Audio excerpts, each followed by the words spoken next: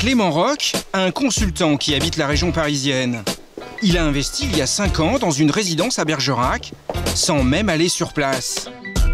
Une belle affaire sur le papier, et lui aussi avait pris le package avec l'assurance locative.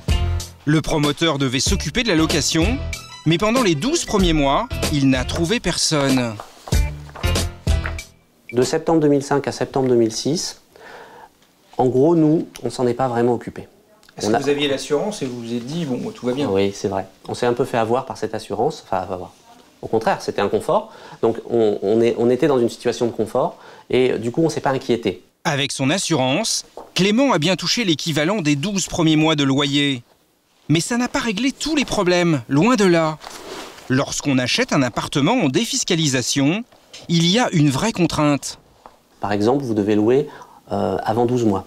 Ça veut dire qu'il faut trouver un locataire dans les 12 premiers mois. Il faut trouver un locataire dans les 12 premiers mois. Si vous ne trouvez pas de locataire dans les 12 premiers mois, votre bien est dévalué. Enfin, il est plus candidat à la défiscalisation. En clair, la défiscalisation est perdue. Clément doit donc payer l'intégralité de ses impôts chaque année. Et en plus, depuis que l'assurance s'est arrêtée, comme il n'a toujours pas de locataire, et donc aucun loyer dans sa poche, il doit assumer seul le remboursement du crédit. Au final, au lieu de sortir 300 € par mois, ça lui coûte 4 fois plus, 1125 €. Et son cauchemar ne s'arrête pas là. Sa maison, c'est une de ces maisons jumelées dans cette résidence.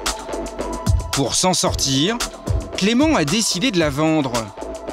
À l'origine, il avait fait confiance aux vendeurs, comme la plupart des particuliers, et il n'avait pas discuté le montant, 137 000 €. En réalité, c'était au-dessus des prix du marché. Et en plus, à Bergerac, l'immobilier s'est effondré. Il y a non seulement trop de biens à louer, mais aussi trop de biens à vendre. Alors la valeur de la maison de Monsieur Roch a fondu. On a essayé de le vendre, on a essayé de l'estimer.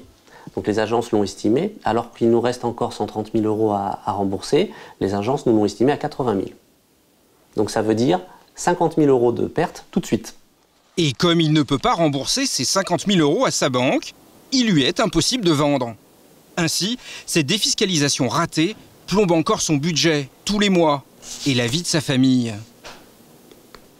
Mon épouse et moi, si vous voulez, quand on pense à ça, c'est... Moi j'en fais des cauchemars. C'est des angoisses. Avec mon épouse, on n'en parle pas. Enfin, on n'en parle pas. Quand on en parle, on déprime. Donc c'est une grosse épine dans notre vie, une grosse catastrophe dans notre vie. Et pour l'instant, on ne sait pas trop comment on va faire, quoi. Comme Clément, nombreux sont les particuliers qui continuent d'investir en cellier, dans une ville où la demande est faible